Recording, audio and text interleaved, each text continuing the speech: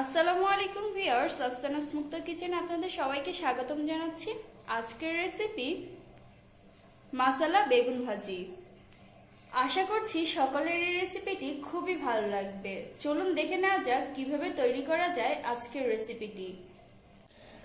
আজকের মাসালা বেগুন ভাজি তৈরি করার জন্য আমি একটি বড় সাইজের বেগুন কেটে নিয়েছি। আমি একটা তুলে দেখাচ্ছি, আমি এরকম মোটা করে কেটে নিয়েছি বেগুনটা। দিয়ে দিচ্ছি স্বাদমতো লবণ, মরিচের গুঁড়া, হলুদের গুঁড়া। সবগুলোকে এখন একটু ভালোভাবে মাখিয়ে নিতে হবে।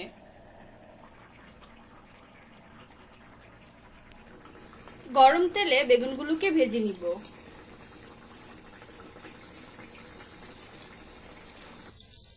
বেগুনগুলোকে একটু উল্টে দিচ্ছি।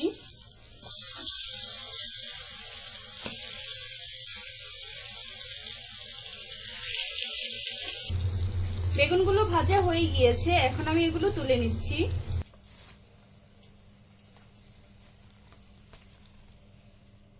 একই পাত্রে আমি একটু তেল দিয়ে নিচ্ছি।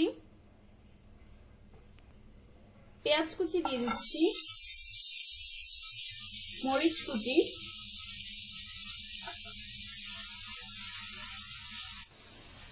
পেঁয়াজটা একটু কিছুক্ষণ ভেজে নেওয়ার পর এখন আমি আদা রসুন পেস্ট দিয়ে দিচ্ছি। 1 টেবিল স্পুন আদা রসুন পেস্ট দিয়ে দিলাম। 1 মিনিটের মতো আদা রসুনটাকে একটু কষিয়ে নিব। দিয়ে দিচ্ছি একটু ধনে জিরের গুঁড়া, দিয়ে দিচ্ছি স্বাদ মতো লবণ,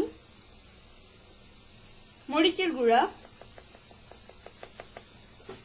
ঝালটা আপনারা একটু বুঝিয়ে দিবেন। দিয়ে দিচ্ছি হলুদের গুঁড়া। সবগুলো উপাদানকে একটু ভালো করে নেড়ে চেড়ে আরো কিছুক্ষণ কষিয়ে নিব। এখন দিয়ে দিব কুচি করে রাখা টমেটো।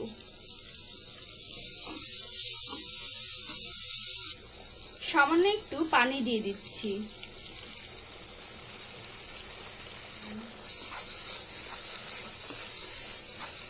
এভাবে নেড়ে চেড়ে পানিটা একদমই শুকিয়ে নিতে হবে। এ পর্যায়ে আমি আগে থেকে ভেজে রাখা বেগুনটা দিয়ে দিচ্ছি। একটু আলতো করে বেগুনগুলোকে মশলার সাথে মিশিয়ে নিচ্ছি।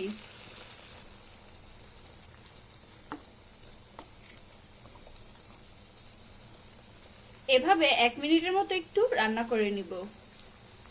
এখন আমি এটা তুলে নিচ্ছি। মাসালা বেগুন ভাজিটি একদমই রেডি হয়ে গিয়েছে। আমি একটা প্লেটে সার্ভ করে নিয়েছি। আজকের রেসিপিটি আপনাদের কেমন লেগেছে অবশ্যই কমেন্টের মাধ্যমে জানাবেন। যদি ভালো লেগে থাকে লাইক দিবেন। নতুন নতুন রেসিপি পেতে আমার চ্যানেলটি সাবস্ক্রাইব করবেন। আল্লাহ হাফেজ।